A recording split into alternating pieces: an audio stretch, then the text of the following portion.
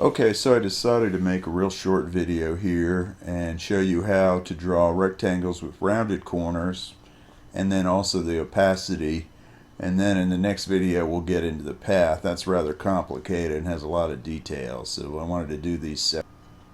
So I'm going to continue with the code that I left off with on the last vid, and if we look at it real quickly here in the browser, that's what it looks like. Remember I was having a problem here with this? I think I know the solution to that now.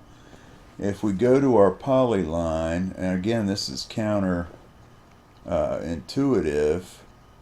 So again, what happened before is I took fill out and it had no fill and it just went ahead and did it. It looks like what you have to do is you have to specify that you don't want the polyline to have a fill. So let's see if this does the trick here. We'll reload.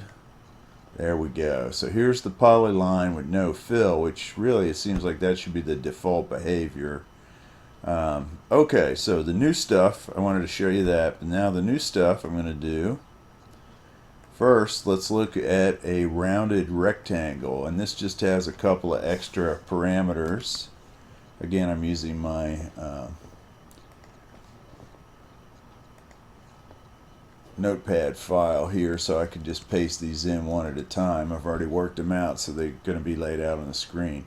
So if you notice, the two extra parameters are radius x and radius y, and those generally are going to be the same value, and that's going to be the radius of the rounded corner. So let's go ahead. Oh, and also we're using opacity now. So if we look at this, here we have stroke width 5, fill red, and then notice opacity 0.5, which means that it's half transparent roughly. Okay, so Control S to save. Let's pop this back in, reload, and the opacity didn't really come in here because there's nothing under it, but you can see that we did get our rounded corners. Now, I think I have the other one set up so it'll draw over, and it'll actually draw over a good portion of our previous screen. So let's go ahead and look at this. Again, I'm just going to copy this in here into my workspace in Dreamweaver.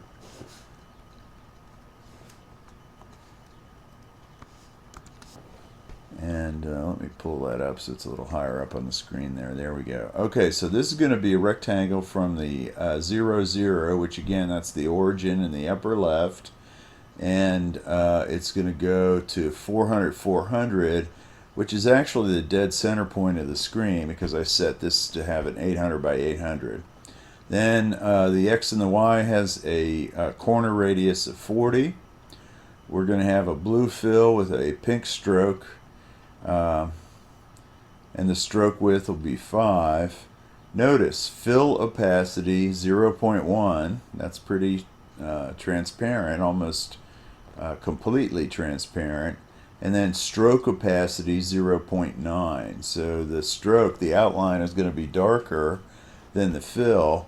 And as you know, this is going to draw over some of the figures that I already have on the screen, so you'll be able to see how the opacity works real nicely. Okay, so here we are, and now when we reload and bring this into play, here's the new rounded rectangle. Notice the radius here is 40 and 40, whereas this one is 20 and 20, so it kind of keeps the same look and feel for the larger rectangle. And then you can see that this 10% opacity, everything else that's underneath it shows up. I actually did this with opacity too, but it's not interacting with the other figures, so you can't really see that.